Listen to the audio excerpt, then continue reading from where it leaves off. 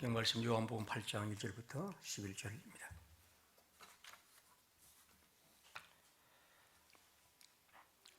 다 각각 집으로 돌아가고 예수는 감람산으로 가시니라. 아침에 다시 성전으로 들어오시니 백성이 다 나오는지라 앉아서 그들을 가르치시더니 서기관들과 바리새인들이 음행 중에 잡힌 여자를 끌고 와서 가운데 세우고 예수께 말하되 선생이여, 이 여자가 간음하다가 현장에서 잡혔나이다. 모세는 율법에 이러한 여자를 돌로 치라 명하였거니와 선생은 어떻게 말하겠나이까? 그들이 이렇게 말하면 고발할 조건을 얻고자 하여 예수를 시험함이라. 예수께서 몸을 굽히사 손가락으로 땅에 쓰시니 그들이 묻기를 맞이 아니하는지라. 이에 일어나 이르시되 너희 중에 죄 없는 자가 먼저 돌로 치라 하시고 다시 몸을 굽혀 손가락으로 땅에 쓰시니 그들이 이 말씀을 듣고 양심의 가책을 느껴 어른으로 시작하여 젊은이까지 하나씩 나가고 오직 예수와 그 가운데 섰는 여자만 남았더라. 예수께서 일어나사 여자 외에 아무도 없는 것을 보시고 이르시되 여자여, 너를 고발하던 그들이 어디 있느냐? 너를 정죄한 자가 너는 없느냐? 대답하되 주여 없나이다. 예수께서 이르시되 나도 너를 정죄하지 아니하노니 가서 다시는 죄를 범하지 말라 하시니라. 아멘.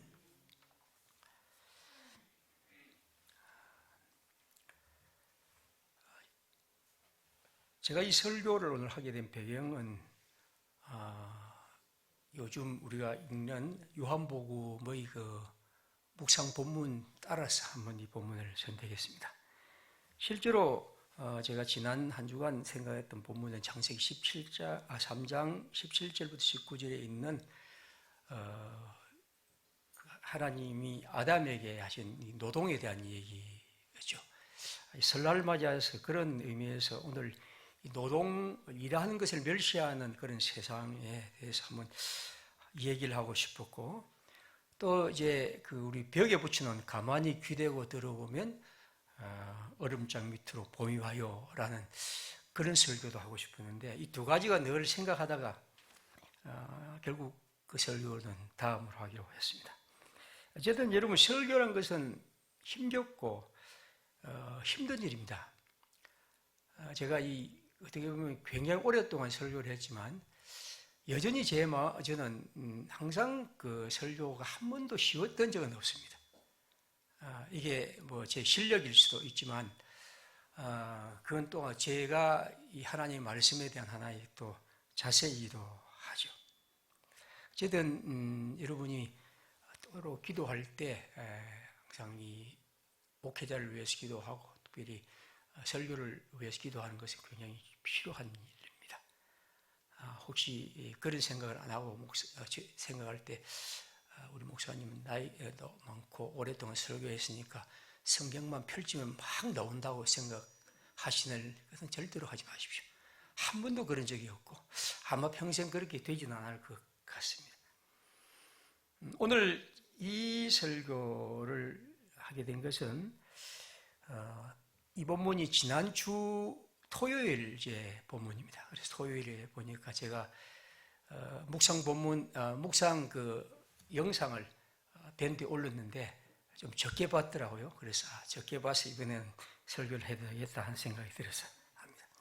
그러나 굉장히 또 우리가 흥미로운 본문이고 또 우리가 한번 이 성경을 어떻게 보고 우리에게 어떤 신앙의 의미를 주는지를 살피는 것이 굉장히 필요한 것이라고 보고, 그래서 저도 이 본문을 처음으로 한번 설교해 봅니다.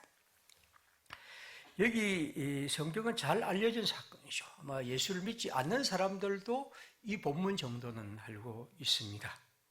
2절에 보면 아침에 예수님이 성전에 다시 들어갔습니다. 그리고 백성들이 오니까 그들을 가르치셨다고 말합니다. 이것은 앞에 있는 것이 초막절이죠. 초막절에 예수님이 예루살렘에 몰래 들어가셨고 거기서 이제 그들을 가르치고 또 하나님 표적을 행하는 장면을 봅니다. 그런데 이것을 이제 못마땅하게 여겼던 유대인들, 유대 지도자들이 어떻게 하면 예수란 이 자를 올무에 빠뜨려서 결국에서 죽여버릴까 하는 것이 그들이 갖고 있는 적개심이죠. 그럴 때 그들이 예수님이 가르치고 있는 이 현장에 한 여자를 붙잡아 옵니다. 그 여자는 여기 보면 간음하다가 현장에서 붙잡힌 여자였죠. 그를 데리고 와서 이제 그들은 예수가 어떻게 할 것인지를 묻습니다. 5절에 보십시오. 그들의 주장입니다. 모세는 율법에 이런 여자를 돌로 쳐, 그렇게 말했습니다. 그렇게 명령했는데 그럼 선생은 어떻게 말하겠나이까? 변명할 여지가 없습니다. 이 성경은 신명기 22장 22절에 보면 어떤 남자가 유부녀와 동침한 것이 드러나거든 그 동침한 남자와 그 여자를 둘 다 죽여 이스라엘 중에 악을 제할지니라. 하나님의 말씀이 그렇게 돼 있다면 이 여자는 죽음을 면치 못합니다. 그들은 이제 이렇게 생각하죠. 항상 예수는 용서를 말해온 분이니까 이제 이 일에 어떻게 말할 것인가 하는 거죠. 누가복음 17장 3절에 너희는 스스로 조심하라. 만일 내 형제가 죄를 범하거든 경고하고 회개하거든 용서하라. 만일 하루에 7번이라도 네게 죄를 짓고 7번 네게 요로와 내가 회개하노라 하거든 용서하라. 하나님이 지금까지 말씀하셨던 예수님이 말씀하시는 자비와 용서를 말했는데 그럼 이런 여자에 대해서 모세율법을 따른다면 분명히 돌을 치는 것이라고 한다면 이건 그의 가르침과 반대되는 것이죠. 이런 가운데서 예수님이 그들에게 말씀하십니다. 여기 뭐라고 했습니까? 너희 중에 죄 없는 자가 먼저 돌로 치라. 신명기 17장 7절에 있는 말씀입니다. 이런 자를 죽이기 위하여는 증인이 먼저 그에게 손을 댄 후에 무백성이 손을 댈지니라. 너는 이와 같이 하여 너희 중에 악을 제할지니라. 그 중에서 가장 이 죄에 대해서 증거가 명백하게 갖고 있는 사람이 먼저 돌멩이를 쳐서 죽이고 던지고 그 다음 사람이 하라는 겁니다. 그러자 이 말을 들은 모든 사람이 양심의 가책을 느끼고 돌아갔다는 기록입니다. 사람들이 다 물러간 후에 그리고 여자 외에 아무도 없자 예수께서 여자에게 말씀하십니다. 여자여 너를 고발하던 그들이 어디 있느냐? 너를 정죄한 자가 없느냐? 주님 없습니다. 주의 예수께서 말씀합니다. 나도 너를 정죄하지 아니하노니 가서 다시는 죄를 범하지 말라. 여자여 이 땅에는 그대를 정죄할 자가 아무도 없다. 심지어 나도 즉 하나님도 그리스도인 예수도 그대를 정죄하지 않는다. 시편 130편이죠. 여호와의 주께서 죄악을 지켜보실진데 주여 누가 서리일까? 그러나 사유하심이 주께 있으면 주를 경외하게 하십니다. 주님에게는 용서한 우리의 죄를 용서하는 것이 있고 바로 이걸 통해서 우리는 하나님을 경외하며 바라본다는 거죠. 나도 너를 정죄하지 아니하노니 그렇게 하신 주님의 말씀처럼 주님은 우리를 정죄하지 하는 분이 아니고 오히려 용서하시는 분입니다. 윌리엄 블레이크의 시구처럼 복음은 죄를 용서함이며 어떤 도덕적 계율로 우리를 심판하는 것이 아닙니다. 우리가 이 세상을 살아가면서 잊지 말아야 할 아주 중요한 지식, 그게 뭡니까? 하나님은 우리의 죄를 용서하시는 분이다. 그분은 우리를 심판하고 우리를 정죄하는 분이 아니고 그분은 우리를 용서하는 분이다. 그분이 우리의 죄에 대해서 때로는 책망하고 때로는 벌을 내리실 때라도 주님의 중심에는 언제나 우리를 향한 용서가 그분 마음에 언제나 자리 잡고 있다는 사실, 이것이 우리가 가질 하나님을 향한 가장 중요한 지식 가운데 하나입니다. 이걸 잊지 말아야 합니다. 왜 사람들이 절망하고 무너지고 결국에서 심지어 자기의 목숨까지 끊는가? 제가 자주 말씀드리지만 베드로는 왜 그렇게 예수를 부인하고도 살았을까? 가룟 유다는 왜 예수를 배반하고 결국 목숨을 끊었을까? 결국 그 차이는 그 그리스도 하나님에 대한 그들의 마음, 하나님은 우리를 용서하시는 분입니다. 내가 그에게 나가면 그분은 우리의 손을 잡아주시는 분이고 우리를 심판하고 정죄하는 분이 아니라는 사실, 그것이 그를 살게 한 힘이었죠. 저는 이 성경을 읽으면서 오늘 이 여자에게 하신 주님의 말씀처럼 오늘도 주님은 우리에게도 동일하게 말씀하십니다. 나도 너를 정죄하지 아니하신다. 주님의 용서, 그것이 바로 오늘 우리 마음속에 살아 있어야 합니다. 이것이 이 성경이 말하는 첫 번째 얘기입니다. 이제 우리 본문을 조금 더 보겠습니다. 예수님이 그 사람들에게 하신 말씀 7절입니다. 우리 한번 같이 7절을 읽어보겠습니다.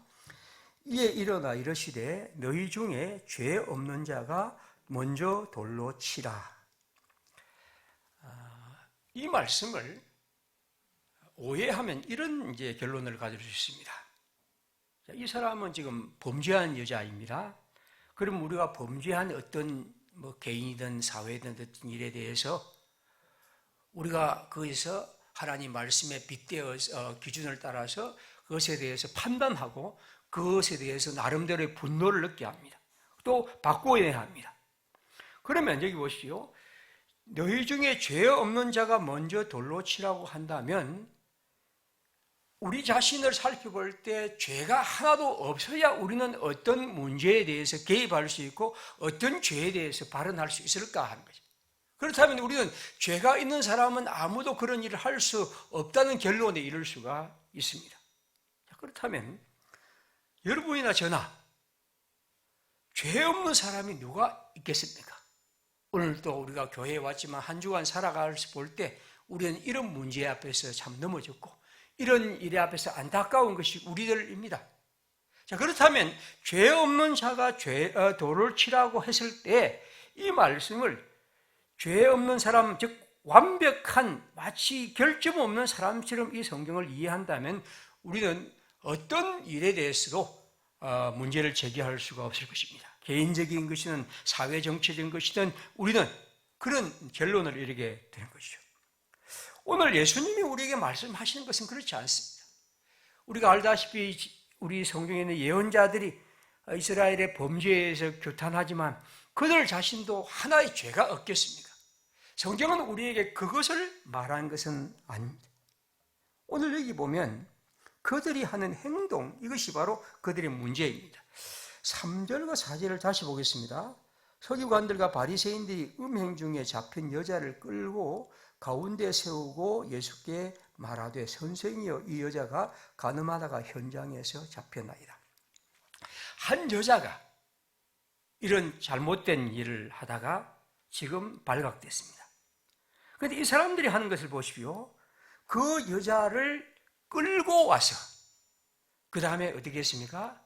모든 사람들을 가운데 세워놓고 공개적으로 그리고 예수께 말합니다. 이 여자가 간음하다가 현장에 잡혔습니다. 율법에는 이런 여자를 돌로 쳐 죽이라고 했습니다.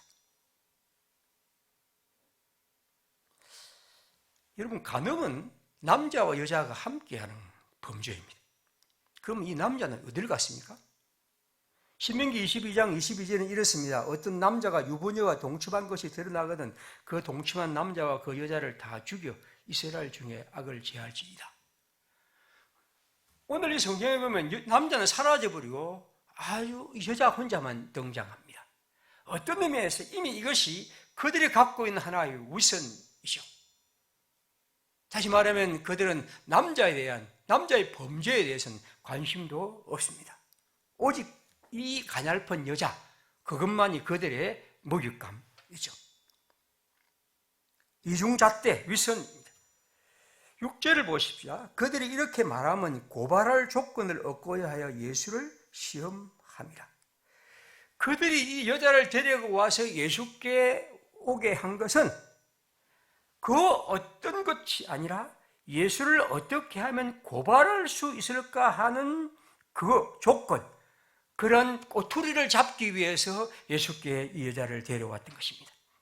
남의 범죄를, 남의 슬픔과 부끄러움과 불의를 자신의 어떤 이익을 위해서 예수를 시험할 수단으로 삼습니다.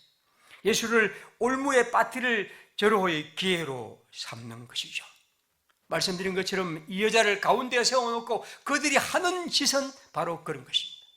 여기에서는 여러분, 한 사람의 범죄를 보는 하나님의 백성의 마음이란 건 없고요, 한 사람의 부끄럽고 불의한 그것을 진정한 하나님의 눈으로, 율법의 눈으로 바라보는 그리스도의 심정은 없고, 오직 이 여자를 공경에 빠뜨리고 그걸 통해서 예수를, 하나님의 아들 그리스도를 올무에 빠뜨리려는 그 방법밖에 없습니다. 여러분, 율법이 우리에게 이러한 말씀을 했다 할지라도 과연 율법이 그 문제를 통해서 어떤 사람이 나는 옳은 것이고 저 사람은 나쁜 녀석이고 그래서 그를 정죄하고 그를 무너뜨리고 그래서 다른 사람을 올무에 빠뜨릴 수단으로 이 성경을 우리에게 준 것일까요? 지금 이 유대 지도자들은 한 번도 성경을, 하나님의 마음을 읽어본 적이 없고 하나님의 마음에 대해서 알려하지 않습니다. 로마서 2장 1절에서 바울은 말합니다. 그러므로 남을 판단하는 사람아, 누구든지 막론하고 네가 핑계하지 못할 것은 남을 판단하는 것으로 네가 너를 정죄함이니 판단하는 네가 같은 일을 행함이니라. 그들도 숱하게 그런 일을 하면서도 그들은 마치 그들이 판단자, 심판자인 양 그렇게 자신을 드러내고 있습니다. 오히려 성경은 우리에게 이런 일이 일어나면 어떻게 살아갈지를 바울은 이렇게 말합니다. 갈라디아서 6장 1절입니다. 형제들아, 사람이 만일 무슨 범죄한 일이 드러나거든 신령한 너희는 온유한 심령으로 그러한 자를 바로잡고 너 자신을 살펴보아 너도 시험을 받을까 두려워하라. 너희가 서로 짐을 지라. 그리하여 그리스도의 법을 성취하라. 이것이 하나님의 마음, 이것이 어떤 범죄를 바라보는 하나님의 마음입니다. 그런데 그들은 이 여자를 향하여 혹은 그리스도 예수를 향하여 이 문제를 이렇게 덤비고 있습니다. 다시 블레이크의 말처럼 애정과 사랑이 깃들지 않는 사고는 육체와 정신을 가르듯이 사랑과 지혜를 분리시키게 되죠. 여러분, 사랑, 지혜와 분리하게 될 때, 지혜가 사랑이 사라지게 될 때 그것은 냉엄한 논리가 되고 사람을 정죄하게 됩니다. 그리스도의 지혜는 끝없이 하나님의 사랑과 함께 있는 것이고 그 사랑을 통해서 우리는 어떤 문제를 해결하고 다가가려 합니다. 조금 어려운 말로 오늘 우리 시대에는 어떤 의미에서 이 자본주의 사회는 모든 것을 교환 가치의 시로 보죠. 다시 말하면 모든 것들을 상품으로 보고 또 상품에서 어떤 사람이 내가 만드는 상품 이것을 더 많은 돈을 주고 가치를 두고 살 수 있을까 하는 관심이 있습니다. 즉, 이 상품이 얼마나 인간에게 유용한가, 이 상품이 얼마나 사람들의 삶을 아름답게 하는가, 영으로 편리하게 하는가 하는 것들은 두 번째고 어떻게 하면 많은 이윤을 남길 것인가 하는 것이 관심입니다. 그러면서 우리는 아이들 또 학교에서 공부할 때부터 자기 자신이 어떠한 교환 가치로 이 땅에서 존재할까 하는 것에 관심을 갖고 그들이 어떻게 보면 우리의 어떤 어른들의 교육의 권리가 있지만 그들이 공부를 하고 그들이 어떤 것을 하는 것은 언제나 더 많은 것들을 누릴 수 있을까 하는 관심을 갖습니다. 여러분, 용서와 자비란 것은 그에 대한 강렬한 도전입니다. 여기 하나님의 용서와 자비는 그 어떤 교화된 의미가 없습니다. 그저 사랑하고 그저 관심이 있고 그래서 그를 용서하는 것입니다. 이것이 하나님의 교회의 진리입니다. 다시 말하면 이 교환 가치로 갖고 있는 이 순환, 이런 고리들을 깨뜨려가는 것, 이것이 그리스도인의 중요한 삶의 원리입니다. 오늘 우리는 어떤 의미에서 모든 것이 얼마나 유용하냐, 얼마나 그것이 우리에게 어떤 이익을 주느냐 하는데 관심을 갖습니다. 저는 이 은혜 혹은 용서, 이런 자비라는 것은, 특별히 그리스도교의 이런 자비라는 것은 바로 그런 것을 넘어서고 오늘 우리가 바로 그런 하나님의 사람으로 이 땅에서 존재하고 하나님이 바로 우리를 그렇게 불러주신 것을 우리는 다시 한번 기억해야 합니다. 오늘 예수님의 말씀이 바로 그런 것입니다. 나도 너를 정죄하지 않는다. 여러분, 항상 하나님이 우리를 향한 이 마음이 우리의 삶에, 우리의 마음속에 언제나 살아있을 때 우리는 우리 자신이 하나님의 사람으로, 하나님의 백성으로도 굳게 설 수 있습니다. 내가 지금 어떤 형편에 있고 내가 어떤 상황에 처해 있을지라도 하나님은 우리에게 이렇게 다가오신 분임을 다시 한번 기억해야 합니다. 이제 하나 더 보겠습니다. 예수님이 마지막으로 하신 말씀이 무엇입니까?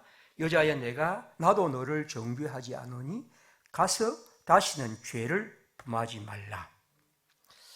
지금 옛날에 제가 이 성경을 읽으면서 예수님이 하신 말씀이 좀 너무 밋밋하다는 느낌을 가졌습니다. 보십시오. 가서 다시는 죄를 범하지 말라는 것은, 우리가 한번 생각해보면 가서 다시는 죄를 범할 가능성이 참 많습니다. 그렇지 않습니까? 여러분이나 저나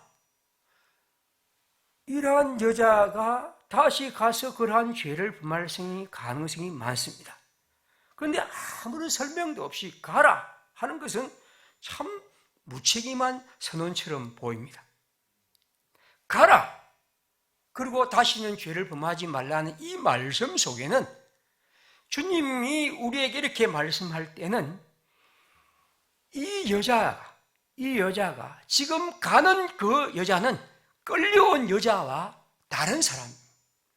다시 말하면 끌려온 여자는 지금 이렇게 범죄한 여자로서 지금 이 사람 예수 앞에 끌려온 여자였지만, 지금 돌아가는 여자는 이미 그리스도의 은혜와 용서를 입은 새로운 존재입니다. 그래서 우리가 요한복음을 계속 읽으면서 늘 제가 강조하는 것이 뭐냐면, 지금 요한복음 5장 24절에 뭐라고 했습니까? 내가 진실로 진실로 너희에게 이르노니 내 말을 듣고 또 나 보내신 이를 믿는 자는 영생을 얻었고 심판에 이르지 아니하나니 사망에서 생명으로 옮겼느니라. 예수를 믿고 예수의 은혜 속에 있는 사람은 이런 영생을 얻었고 심판에 이르지 아니하는데 사망에서 생명으로 옮겼다. 옮길 것이다가 아니고 이미 그는 옮겨진 사람입니다. 그는 예수의 은혜 속에서 이미 그리스도의 생명을 입은 사람입니다. 그러므로 가라고 할 때 이 여자는 이미 옛 사람이 아니고 그리스도 안에서 새로운 존재, 생명을 이미 얻은 사람입니다. 그 다음 뭐라고 말했습니까? 진실로 진실로 너희에게 이르노니 죽은 자들이 하나님의 아들의 음성을 들을 때가 오나니 곧 이때라. 듣는 자는 살아나리라. 살아나는 것은 이때, 지금 그리스도의 말씀, 나는 너를 정죄하지 않는다는 이 주님의 말씀을 듣고 그는 이미 살아난 존재입니다. 그러므로 주님의 말씀, 가라 하고 이 말씀은 이미 그 안에 하나님의 생명의 능력이 작동하고 있습니다. 그분은 우리를 세상의 빛으로서, 세상의 생명으로서 우리에게 살아갈 의무와 살아갈 힘을 부여하시는 분입니다. 가라라는 것은 단지 무책임하게 그냥 떠나보내는 것이 아니라 그리스도 예수 안에서 새롭게 만드는 존재로서 그로 인하여 하나님의 성령 안에서 그가 살아갈 힘을 주께서 주시는 분입니다. 그분은 우리를 정죄하지 않습니다. 그뿐 아니라 그분은 우리에게 죄와 싸울 힘과 능력을 주시고 생명의 사랑으로 우리를 이 땅에 보내시는 분, 바로 그분이 그리스도이십니다. 오늘 제가 주보에 소개한 이 단테 신곡에 있는 글 한 편입니다. 하늘에 계신 우리 아버지, 무량하게 위에서 처음 내리신 사랑보다 더한 사랑을 베푸셨으니 당신의 부드러운 숨결에 감사하도록 당신의 이름과 당신의 힘이 온갖 피조물에 의해 찬미 받으리이다. 당신의 왕국의 평화가 우리에게 임하게 하소서. 임하시지 않으시면 어떤 노력을 기울여도 우리 스스로 그에 이룰 수 없나이다. 당신의 전사들이 호산나를 노래 부르며 그들의 뜻을 당신께 제물로 바친 것처럼 우리 인간도 우리가 가진 것을 그렇게 하게 하소서. 매일의 양식을 오늘도 우리에게 주소서.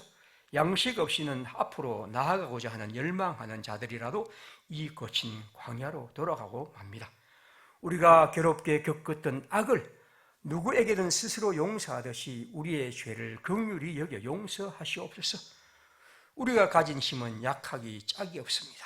우리를 오랜 원수의 유혹에 들지 말게 하시고 악을 몰고 오는 원수에게서 우리를 구하소서. 중요한 것은 주님의 용서지만 더 중요한 것은 용서가 우리를 향한 변화입니다. 우리는 사망에서 생명으로 옮겨진 사람으로 이 땅을 살아갑니다.